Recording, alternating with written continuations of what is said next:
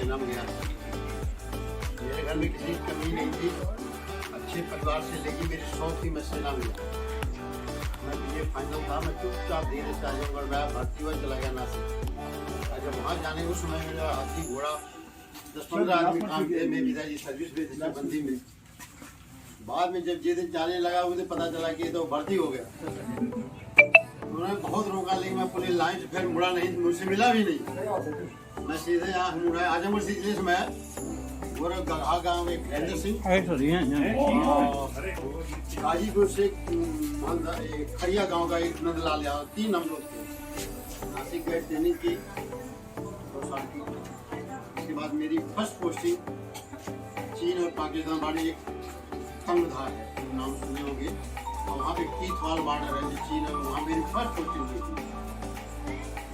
मन है धक्का खाते खाते पूछो भाई 95 माउंटेन कहाँ है, कोई ने बताया। आगे चल जाओ उधमपुर, आगे चले जाओ रामबन, आगे चले जाओ श्रीनगर, आगे चले जाओ चौकीवाल जब गए तब पता चला कि तंगधार तो है, लेकिन वो 23 किलोमीटर आपको रात को बर्फ में पार करना पड़ेगा। पहले रात को हम लोग 10 बजे खाना गए, 10 बजे वो बर्फ पिघलती नहीं रही, ये लोग बदल गए, हम चले गए तंगधार में। मैं वहाँ पर पोस्ट चला गया, तो वहाँ की बिजली बड़ो इंडिया की सबसे ऊंची चोटी कौन सी, केटू नंदा देवी। वो 71 में इंडिया ने जीता था, उसमें इंदिरा गांधी ने वापस नहीं, दूसरी एरिया की लड़ाई खत्म। तो केटू है पाकिस्तान के कब्जे में, दूसरा है नीचे, उसको हम लोग रूपा नाम दे रखते हैं। तो वहाँ जो ऐसा है कि हमेशा बर्फ में आसमानी बिजली रहती है। वहाँ फिर मैं चला गया ठाकुरनगर जमशेदपुर के बाद मैं आ गया, ब्लू स्टार चल रहा था मेरे सभी में बेटिया की भाई जलंधर चले गए। जलंधर में हम लोग ब्लू स्टार ऑपरेशन जो मंदिर हुआ था उसमें। उसके बाद ऐसे डॉक्टर खान भी मैं ट्रेनिंग सेंटर हैदराबाद में चला गया। मैं पोस्टिंग में फिर जम्मू चली गई, फिर मैं श्रीनगर में चला गया। तो धारार होता है कि जहाँ रात भर खाना भी खाइए तो राइट टांग के बैठे रहिए, तब कहाँ से बुला दिया गया चल रही। इसके बाद कारगिल वार हो गया, उसमें भी हम गए। मैं बता रहा हूँ कि हम लोग फौजी आदमी हर काम हम अपने हाथ से करते हैं, बोलने का मतलब किसी चीज़ में शर्म नहीं। कोई चीज़ छोटा जो होता है वो छोटा नहीं होता है। हम अपने हाथ से ही अपना सब काम करते हैं वहाँ पर, चाहे अफसर हो, चाहे जीसी हो, चाहे जवान हो। भाड़े में थोड़े गए ये अफसर हो, आपको मोर्चा खोदना ही। सुबह 5 बजे बाथरूम जाना है, भागना है, यहाँ पे भी जाना है। आपके गोला बारूद आपको खुद ही कैरी करना है, आपका बोरिया बिस्तर आपको खुद ही करना, आपको कैसे करना, सब अपने में जिम्मेवार है। कहीं गोली लग रही तो नहीं देखेगा कि यहाँ साहब को बचाओ, वो पहले अपनी जान बचाओ, साहब अपना भागेगा, सब अपना भागेंगे। वहाँ हर आदमी इंडिपेंडेंट है।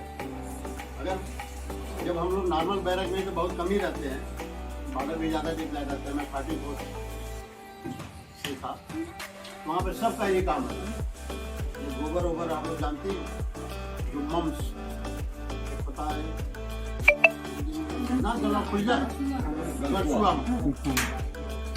उसको, जो अगर किसी को सेनम हो गया, मलेरिया हो गया, पीलिया हो गया, जंडीस हो गया, उसको आउट कर दिया। अगर 20 आदमी 20 में अगर 20 होगा उसको आउट। मैं ट्रेनिंग सेंटर में था, एक लड़के को मम्स हो गया। उस समय जो गोबर है बिन बिन के हम लोग ट्रेनिंग में इकट्ठा ले गए। यही था कि हम लोग घूम के कहीं से कहाँ गोबर उठोरे इकट्ठा करें।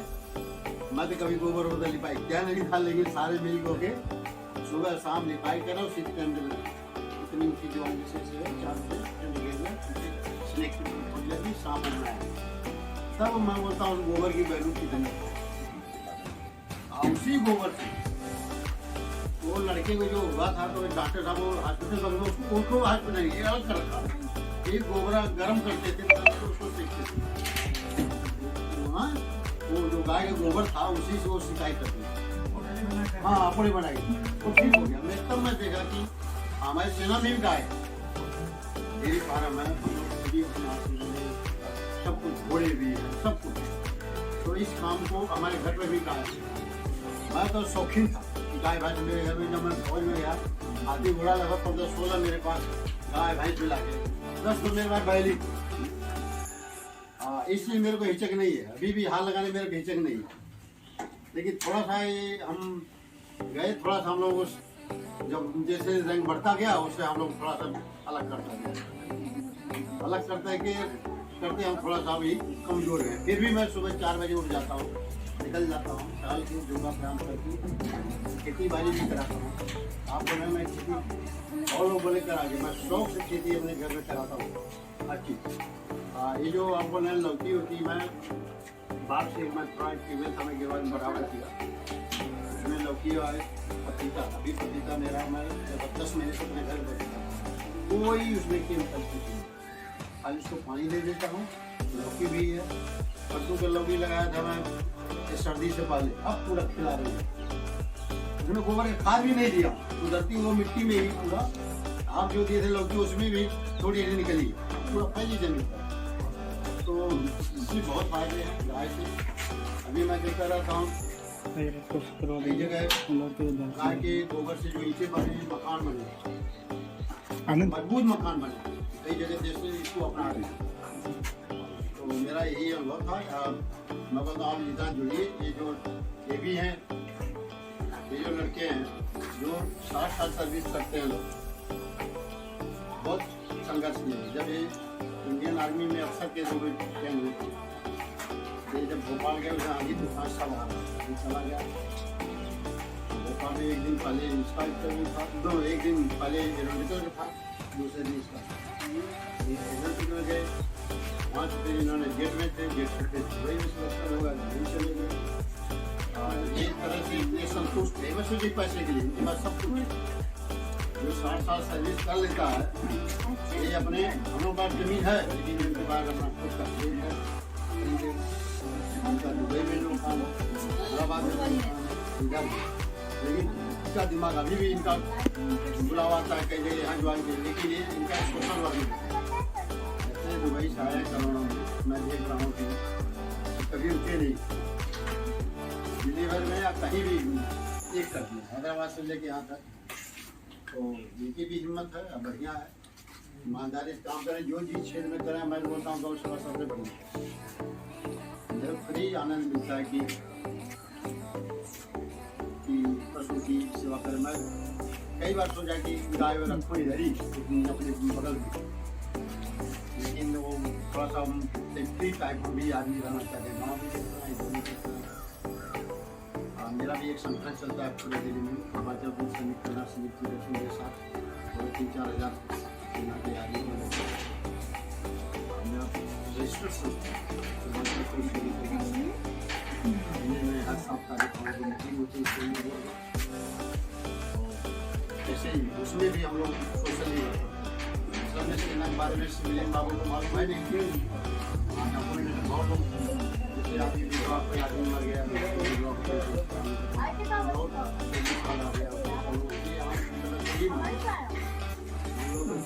दो ही चार आदमी, कोई सोचता चला 2-4 आदमी चलाते हैं, बाकी तो उसके साथ रहते हैं, काम हो जाता है। मैं बताऊँ आप लोग लोकल एरिया में आप लोग सहयोग करेंगे, आप आने वाले दिन में आप जल्दी से आपको रोजगार भी मिलेगा, सब कुछ।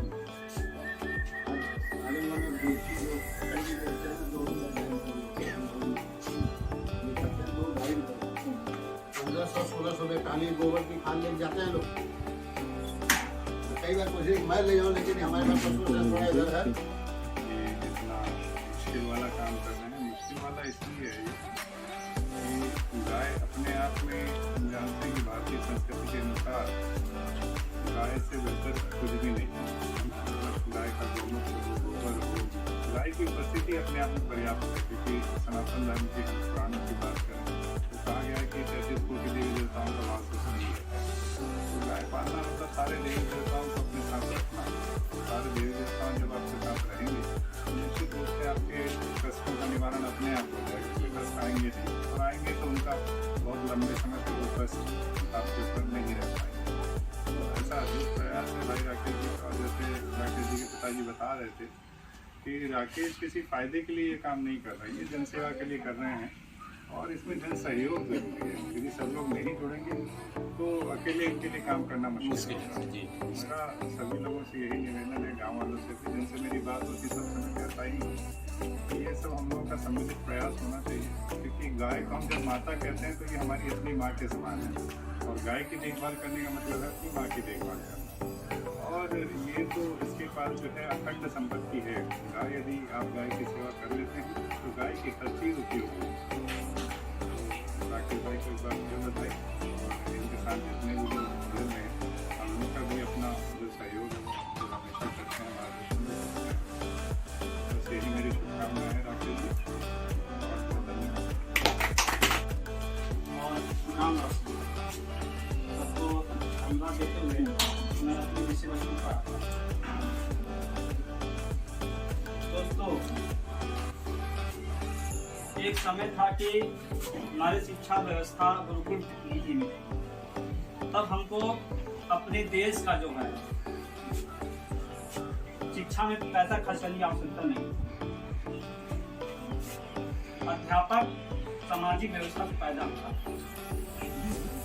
और एक लंबा संघर्ष करते हुए, बौद्धिक संघर्ष करते हुए, मानसिक संघर्ष करते हुए अपना संन्यास अवस्था में गुरुकुल में बच्चों को निःशुल्क शिक्षा देता है।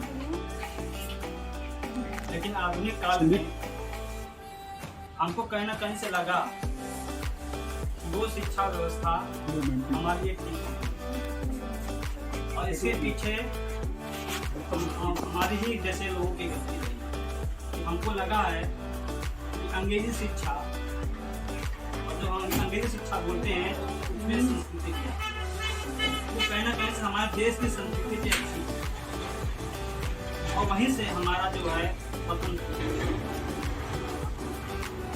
हमारी इच्छा है कि हम जो है गौशाला से अपने आसपास के गांव के लोगों को मुफ्त में शिक्षा दें और each one teach one concept पर शिक्षा दें। जैसे मैं इससे पहले जियापुर में सेवा दे रहा था, जियापुर में बहुत मुझको संघर्ष करना पड़ा, क्योंकि आमतौर पर जो एक तरह जो बाजारवादी सोच जो है कि मुफ्त में अगर कोई चीज़ मिल रही है तो उसका कोई मतलब नहीं। जिन चीज़ों को जबरदस्ती थोपा गया समाज में, मैं उन लोगों से कहना चाहता हूँ कि अगर धूप मुफ्त मिल रही है तो क्या वो फायदेमंद नहीं है? अगर हवाएं चल रही है तो क्या फायदेमंद नहीं है?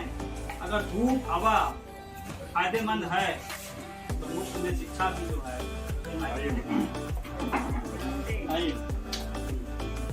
बस हमारा और जो हमारा जो अनिका फ्री एजुकेशन जो ट्रस्ट है उसका एक ही उद्देश्य है कि हम और हमारा समाज आत्मनिर्भर हो। आज इस देश की 135 करोड़ जनसंख्या सब चाहती कि हम सरकारी नौकरी करें, तो संभव नहीं। इसलिए हमको गांधी जी की तरह जो है कुटीर उद्योग और ग्राम सभा में छोटा मोटा कारखाने उत्पादन संसाधन जुटाने की जरूरत है, और ये तभी होगा जब हम मुक्त शिक्षा को समाज में लागू करेंगे। क्योंकि जब हम किसी को मुफ्त में शिक्षा देते हैं तो हमारा दर्शन को लेता है।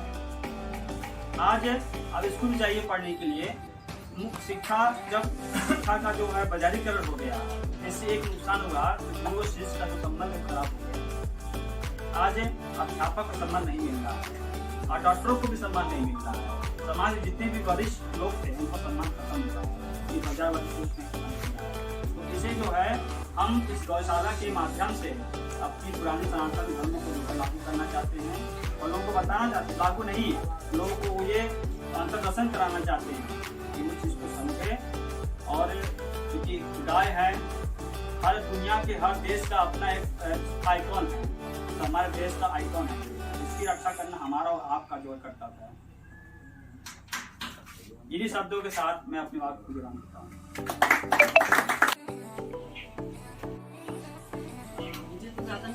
मेरा ये कहना है कि आत्मनिर्भरता जैसे कि मास्टर साहब ने बताया, ये बात एकदम सही है। हर इंसान अगर आत्मनिर्भर रहे और दूसरे पर निर्भर ना रहे तो ये सबसे अच्छी बात है। और सरकार कितनी नौकरी देगी, नौकरी की जो कितना है ना, जितनी सीटें निकलेंगी उतनी तो देंगे, बाकी तो तक हाथ करके तो बैठना नहीं है। और अपना हर आदमी ज़्यादातर हमारे यहाँ 70% लोग हम भी गाँव से आते हैं। गाँव में सबके पास जमीन है, सबके पास हर कोई गाय पाल सकता है। और एक देसी गाय से जैसे कि हम लोग ने आपको सीखा होगा, नेचुरल फार्मिंग अगर हम करते हैं, प्राकृतिक खेती करते हैं, तो गाय के गोबर और दूध के द्वारा ही हम अपना और अपने खेती के द्वारा ही हम अपना लालन पालन कर सकते हैं और अपने बच्चों को पढ़ा सकते हैं। जैसे जो भी आदमी जो भी कार्य करे अगर उसको अच्छे से करे, गाँव सरकार ने स्कूल खोले, अगर सभी लोग अपना कार्य को सही से करें, वहाँ टीचर सही से पढ़ाएं, बच्चे में जाके ध्यान से पढ़ें, फिर घर आके माता पिता उनकी पढ़ाई पर ध्यान दें, तो पढ़ाई भी चलती रहेगी। और साथ ही साथ उनको मैनुकारी भी सिखाया जाए, ताकि बाई चांस कोई बच्चा नहीं उतना तेज दिमाग का है, ज़्यादा नहीं पढ़ पाया, तो कम से कम घरेलू कार्य से अपना जीवन चला लेगा। तो हर आदमी को आगे बढ़ना पड़ता है। यही अपनी इस बात को थैंक यू।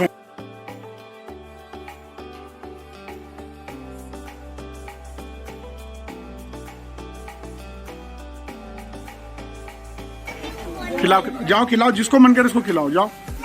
चलो चलो चलो।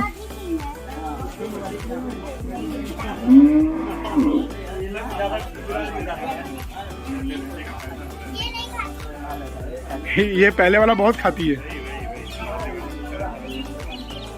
वो पीछे वाली बैलों को भी खिलाना है। खिलाओ, तुम खिलाओ। वो गई घूमने के लिए, उसको आजाद छोड़ा हुआ है, वो बच्ची है।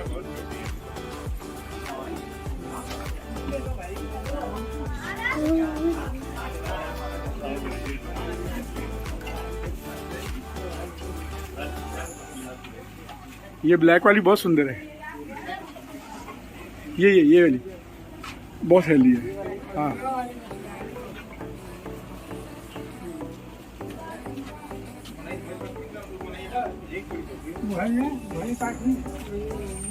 आप एक खिलाइए।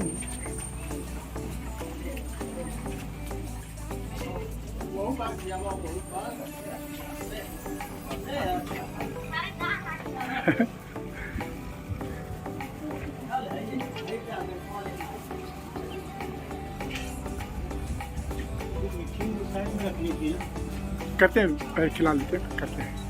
एक मिनट,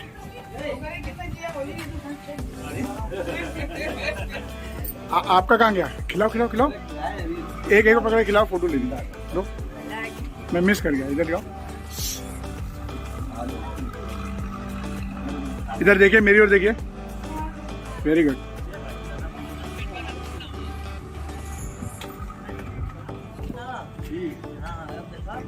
ये मानेंगे नहीं, बहुत खतरनाक है ये।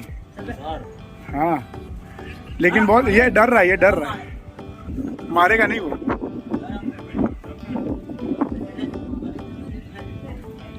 उसको खाने दो, सर इधर देखिएगा थोड़ा, इधर देखिएगा सर, इधर।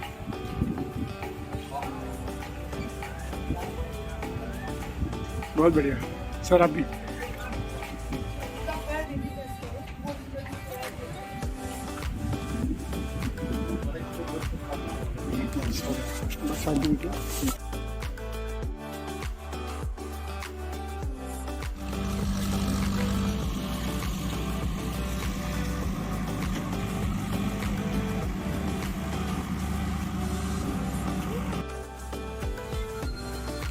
अभी जो ये हम लोग गौशाला लिए हैं, आपको पता चला होगा कि गौशाला पे हम लोग बहुत सारे काम कर सकते हैं, लेकिन हम सारा काम एक साथ नहीं कर सकते। हम कोई एक काम कर सकते हैं, कोई एक काम जो हम पूरी मेहनत और ईमानदारी से कर सकते हैं, और इसको सीखने में टाइम लगेगा। जो सीखने का टाइम होता है उसमें आपको अपनी मेहनत लगानी पड़ेगी। समूह का जो काम होता है वो एक तरीके से होता है कि मैं अपना खुद का काम कैसे शुरू करूँगी, उसके लिए मैं क्या ट्रेनिंग करूँगी, उसका अभ्यास कैसे करूँगी। आपको ट्रेनिंग मैंने दिया, एक हफ्ते में ट्रेनिंग होगी, या फिर हम इधर बैठे बढ़िया है बेटा, मूत्र वेरी गुड, इधर नहीं उधर अभी डालते हैं, उसमें डालो, वो डिब्बे में मत डालो, अभी उधर रखो, पहले अभी डालना नहीं है, डिब्बा पहले बाहर जाएगा, उसको रखो नीचे से, उतार दे, रख दो। तो आप लोगों को इसमें ना इस चीज़ में ज़्यादा आसान रहेगा, क्योंकि दिया बनाना थोड़ा कॉम्प्लिकेटेड है, और उसको बेचना भी थोड़ा मुश्किल है। अगर आप दिया बेचने जाओगे फिर आप घर में कितनी बार दिया यूज करती हो, और दिवाली में जब आप दिया बेचने जाओगे तो सबसे पहले दिए की फिनिशिंग देखते हैं ना, उसकी फिनिशिंग अच्छी रहे, वो जले नहीं, वो उसका कच्चा मटेरियल बहुत महंगा आता है। अगर हमें ईटा बनाना है तो हमें कुछ नहीं करना, हमें सिर्फ गोबर चाहिए और जिप्सन चाहिए। क्या चाहिए? गोबर और जिप्सन। जिप्सन हमें खरीदना पड़ेगा। पहले हम एक बोरी जिप्सन बना लेते हैं, जो पीओपी होती है ना, जिससे घर की होती है पीओपी, और ये जो गोबर है ये इकट्ठा कर लें। तो ये गोबर हमें ऐसे इकट्ठा करना है कि इसमें गंदगी ना है। अब जैसे यहाँ पे गोबर पड़ा है, ये लोग करेंगे तो गंदगी आएगी, तो हमें खुद ही वो गोबर उठाना पड़ेगा और उस जिप्सन में हमें अच्छी तरह मिक्स करना पड़ेगा। जैसे वो नहीं होता है घर में लिपि मारने के लिए होता है, और वो मार के ईटे का एक साँचा आता है लकड़ी का, बस उसमें भर भर के ईटे बनाए। आपको वही काम करना है और आपको अपने आप ही उसका हिसाब रखना है। मैं कुछ नहीं करूँगा, आपको उसको बनाना है, कितने ईटे आपने तैयार हो, मैं बस आपको टेक्निकल यहाँ पे रह के बताऊँगा कि आपको ये बनवाना है, ये करवाना है, इस तरीके से करना है। फिर आप अपना कितने बजे आ सकते हो, आपको कुछ समय तैयार करना है, 2 घंटे, क्योंकि आप सारी महिलाएं 11 महिलाएं हैं, तो 2-2 महिलाएं करके अपनी टीम बना लें। फिर 2 घंटे मैं करूँगी, 2 घंटे तू करना, 2 घंटे तू, 2 घंटे सबका टाइम बच जाएगा। और एक शिफ्ट में कितने ईटे बने लिख जाओ कि मैंने 50 ईटे बनाए हैं एक शिफ्ट में, दूसरे शिफ्ट में कितना बनाया 50, तीसरे शिफ्ट में 50। गोबर उठाया, मिक्स किया, अपना बनाया और हिसाब करके 1 महीने में कितने गोबर बच जाएंगे। 30 किलो गोबर निकल रहा है अभी यहाँ, 30 किलो गोबर निकल रहा है, और उसमें जिप्सम मिक्स करेंगे तो कितना निकल जाएगा ईटा?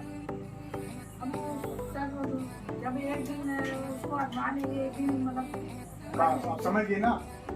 मेरे को भी इतना अंदाजा है, जैसे आपको अंदाजा नहीं ऐसे ही है। तो पहले 2 महीने आपको मेहनत करनी पड़ेगी, अब जब रिजल्ट आएगा तभी हम कर सकते हैं। तो आपके पास समूह के पास पैसा आ रहा है, आपको उसी से बीएमओ के थ्रू उसको करवाना है और अपने रहने की यहाँ पे व्यवस्था करानी है। मैं लोगों से बात मांग रहा हूँ सब कुछ, ताकि आपकी रहने की यहाँ व्यवस्था हो जाए।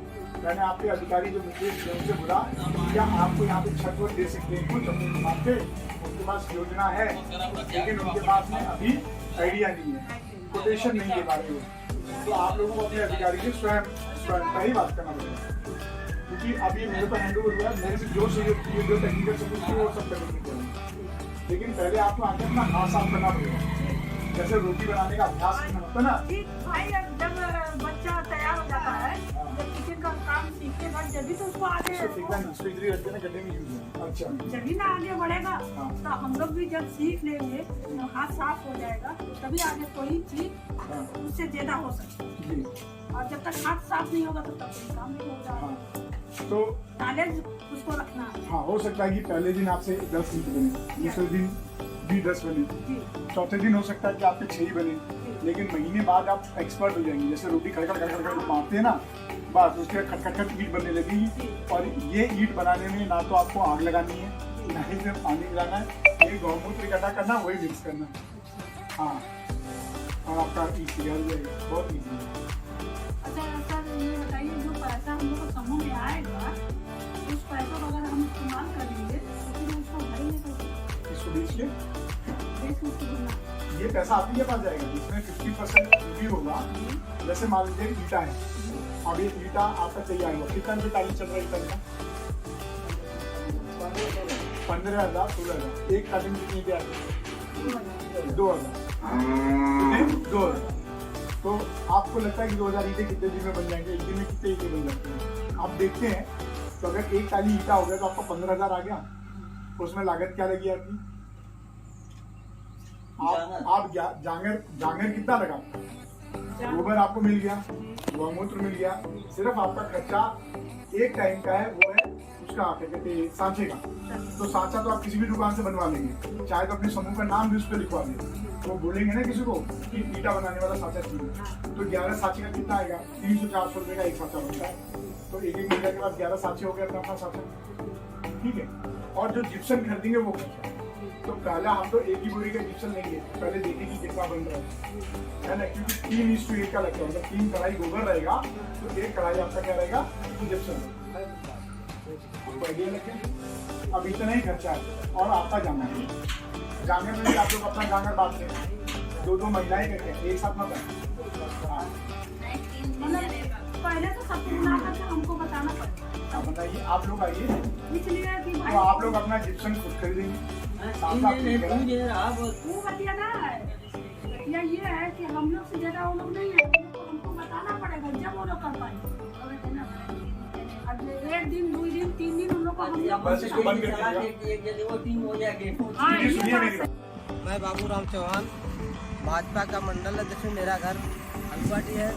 एक तमौली गांव में जो निराश्रित गौशाला खुली हुई है, यहाँ पशुओं के लिए आप लोग भी आगे आइए। इनके चारे की व्यवस्था और पानी की व्यवस्था यहाँ के रहने वाले हमारे प्रेमचंद यादव जी और आप लोग भी चढ़ बढ़ कर हिस्सा लिए, गौ माता की सेवा के करें और पुण्य के भागी बने।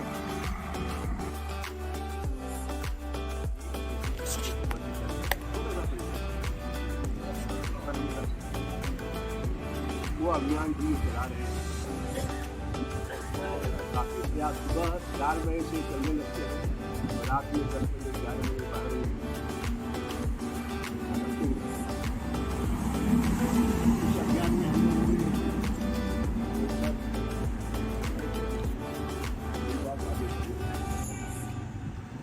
आप लोगों में से अगर लोग इंटरेस्टेड हो तो एक ऐसी गाय